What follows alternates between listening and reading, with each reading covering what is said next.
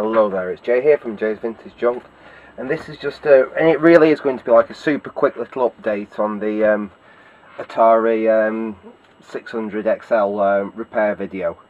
I apologise for not updating sooner, but things have got in the way of me having some fun with this. Basically a project that I've been working on, a house renovation. The tenants that I had lined up for it need to move in a lot quicker than I expected them to have to. So I've had to basically throw every spare minute I've got at getting this house finished for them in time. Coupled with that my girlfriend has insisted we go on holiday next month, so I've got to see if I can make as much extra cash as possible at the moment. So like I said, apologies for having to not update this video as quickly as I was hoping to. But and this is another apologies that I've already found the fault on this thing, and it was literally purely by chance.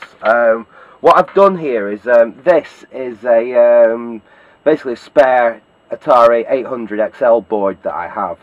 You may have seen it in another video I did when I was repairing another one with a RAM fault. And this is an early revision board, and like the 600 board, basically most things on this are socketed. What wasn't socketed was the RAM, so we had to take one of them off and put a socket there for testing the RAM off the other one, which I said I did in an earlier video. But anyway, I decided I'd pull this out of its case. It needed to come out of its case anyway, because it has developed another fault, and that's the video. I need to replace the DIN connector on the back there, because it's basically shot.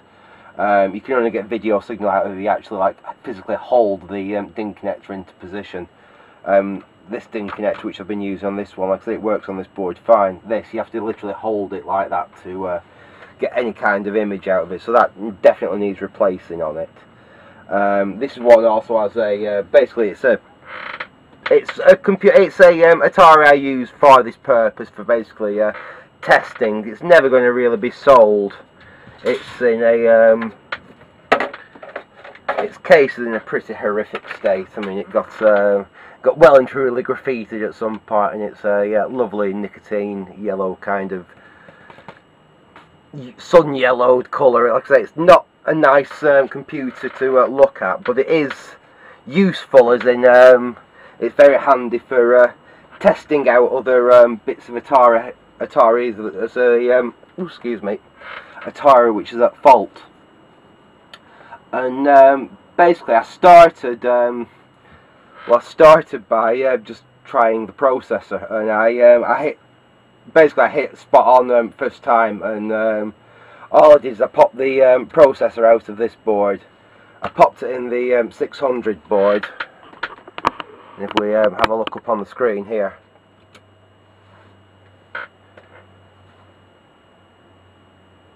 there we go. The 600 powers straight up. Can't see anything really wrong with that. We have a look back down on the board here, you know. And that is all I've done. Is like I said, I pulled the CPU off the 800 board there. I plonked it in here, and that's it. It seems to be working fine. So for now, I think we'll put this computer back together and perhaps test it with some games or something like that. So actually, I don't think I've actually got anything that will perhaps run on a 16K. That might be a bit of a problem. And I think what we'll do is we'll definitely we'll put it back together for now, and in the next video I think we'll perhaps look at upgrading this thing to 64K and making it a bit more useful, and then we'll have a go at testing some software on it, perhaps even get it connected up to my disk drive, and test some new disk software that arrived in the post not that long ago. So anyway, without further ado, let's power it off, and we'll get this disconnected, and we will get it back in its shielding. I really haven't got a clue why the CPU did fail. It weren't getting hot. I did do the usual, I switched this thing on for about 5 minutes and did the usual where you just feel the ICs like that, and nothing was getting unduly hot. And like I said, it was just a complete chance. I just thought, oh, I'll just try swapping the CPUs over, and like I said, I just hit on it first off. Bit of a fluke, really. Nothing scientific about diagnosing it like that, but sometimes, like I said, you just do hit lucky with them. Anyway, let's put this nice heavy duty shielding back on. Which bit's which? Excuse me, which bit is which? That's the right. Let's put that.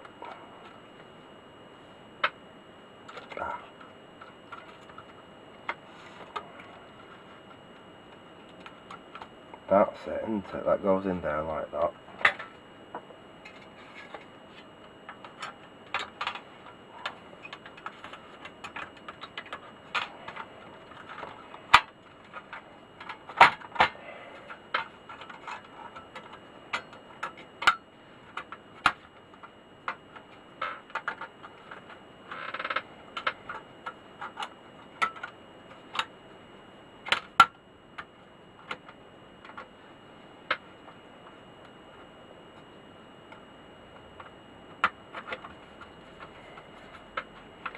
I'm not going to bend these tabs all the way over because we will be going back in this, so I'll just bend them a little bit just to secure the back like that. And then what we need is the nut and bolts, which I think it's only 2. Look in here. Yeah, there we go, we've got some little nuts and bolts.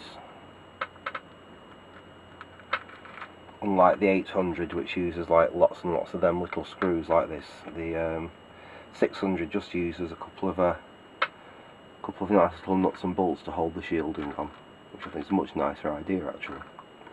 Ah, there it is. I think it's just, oh, there's another one. There must be 3 of them.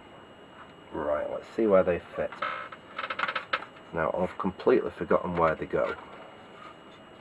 Let's get the casing and see if that gives us any clues. Right, let's have a look here. I think sensibly 1 should be there.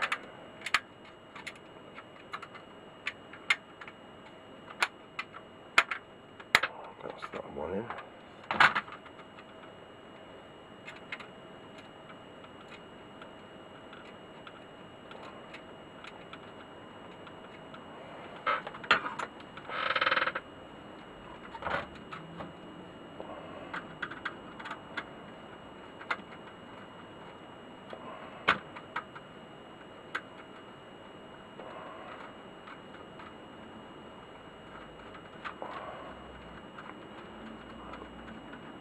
That one in. I think we do the same on the other side.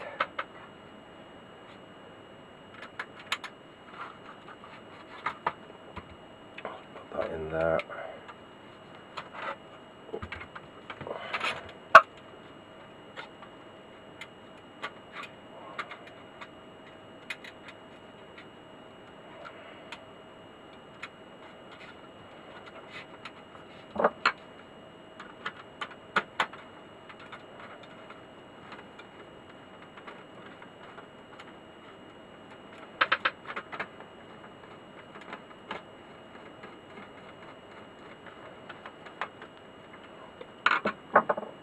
There we go, and then perhaps yeah, actually I think it did only use, I don't know, is there one? No, because that's got a thread there, so no, I think it did only just use 2 of them. I'm not going to put any more in. So yeah, we can, if I find out that's wrong, we can always change that at a later date, and then I'm going to go anyway. Now this is always a pain, is getting these things back in the cases. And I'm hoping this one isn't as bad as the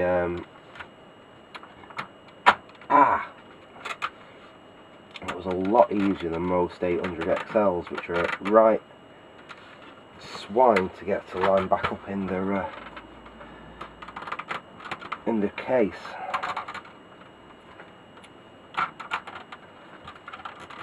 There we go, that's in. Well, that went in quite nicely and easily actually. A lot better than I was expecting it to. Right, now I think it screws down.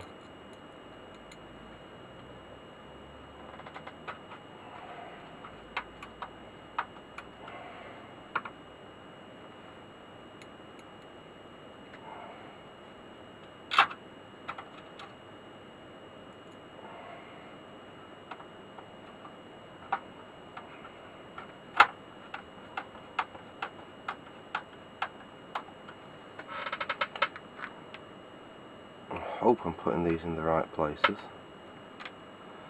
What I really don't want to do is put a big hole through anything by using the wrong size screw in the wrong size in the wrong place. I think that's right there. Oh, and there's one right down there, isn't there? I remember that one.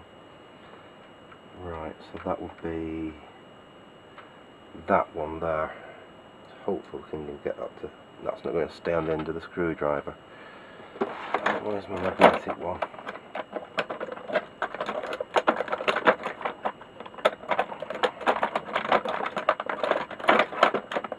Where's that gone now? Why do your tools always go missing as soon as you need them?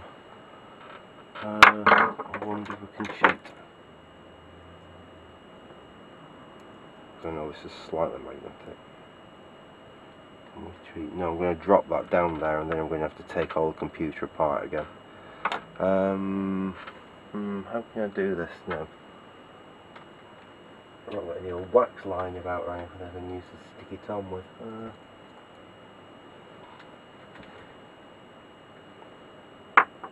fact, where's there a magnet? I've got a magnet about anywhere.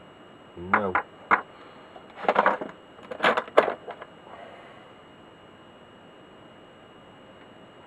I suppose I only need to get it to go in the hole.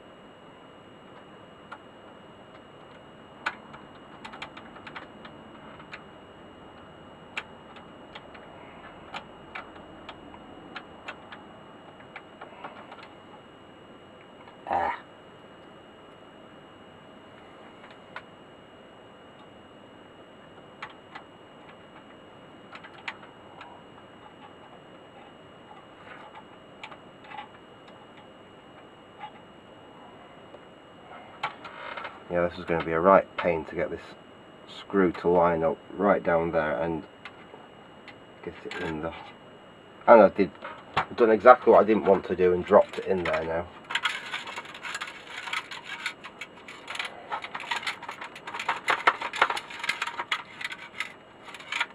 I think you're going to have to bear with me. I'll be back as soon as I've sorted this little mess. Okay, sorry about that. And yes, I had to take the whole thing back out of the case. I had to take all the shielding back off just to get that little screw out. And then I did what I should have done before, which was actually find the correct bit for my magnetic screwdriver there and put the screw in as I should. So anyway, let's get the keyboard, because we don't actually know whether this keyboard is any good or not yet. So let's it doesn't look too bad. You know, the ribbon on these keyboards is really the weak spot on them. When this starts to go bad, that's when you start having problems, really. Let's connect it up and we'll see if this keyboard is indeed any good or not.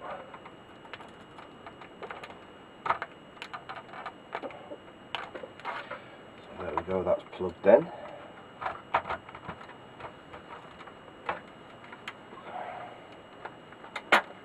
Yeah, do you know what? I'm going to go ahead and screw it back together whether the keyboard works or not for now. Because like I said, I'm going to be too busy over the next, at least the next week and a half to do anything with this at all. Like I said, I've got to get that that house finished for my tenants to move into. So, unfortunately, fun with old computers and old radios and some other really cool things I was planning to do are going to have to be put on a little bit of a back burner until that's all sorted out. I mean, if I do get a spare hour or two, like now, I might come up and do a bit of something and perhaps even video it, but I can't promise anything. Like I said, it's my #1 priority at the moment is to get this project finished. Right, let's get them out of the way. And let's get this connected back up. I'll just swing you up onto the monitor there, and we'll plug this back in.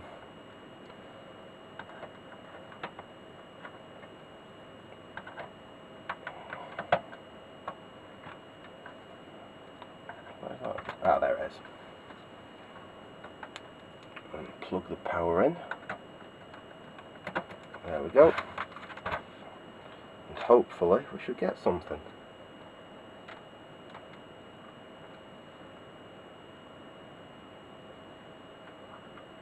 Let's try switching that off.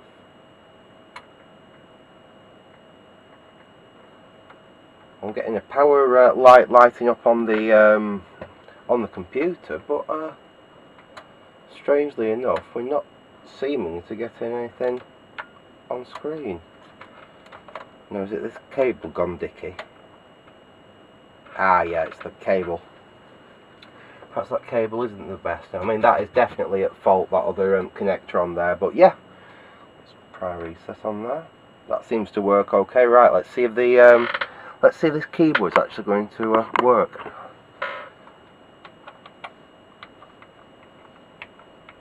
Yeah, and it feels actually really nice to type on that.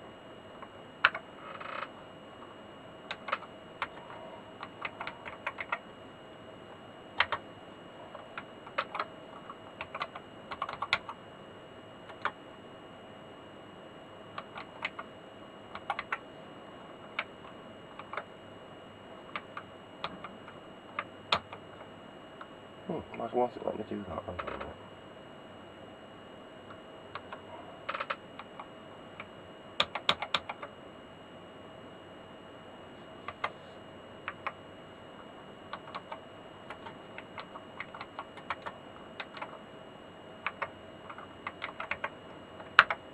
Well, it seems to work as a computer anyway. I know that's only the basic of basic tests, but well, it's better than nothing.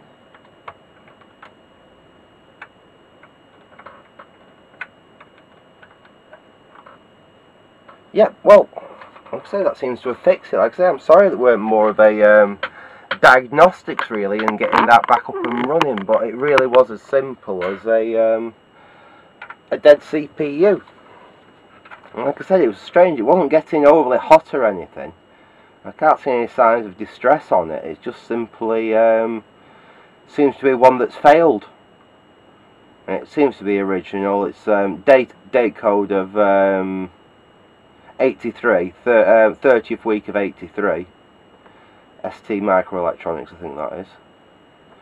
But yeah, don't worry about this board, the 800 board. I do have somewhere in stock some spares for these. It's just a case of hunting them down and actually finding them. So I will find a new one of them for the 800 board here, and I will replace that dicky video connector before I put that thing back together. But like I said, yes, we now have a working Atari 600 XL. It's still only a 16K version. Next time you see this, we will be upgrading this to a 64K version. Then I think we might have some fun with it. And I got a few disc games off eBay not long ago for a reasonable price. A few originals and some copied ones. And I've got a Atari disc drive, so I've only got like one game, with one copied game that someone gave me that I just tested the disc drive with. So I thought it'd be quite nice to actually try and load some proper disc software, and it'd be quite nice to use this to do it with. So yeah, the next thing is going to be upgrading this to 64K, but like I said, that might be in a week or two's time once I've got some of these other non-computer related kind of projects out of the way and I've got a little bit more free time to mess with things. So I hope you enjoyed that for now. Like I say, I'm sorry about the slight delay from my previous video, but thanks for watching, and goodbye.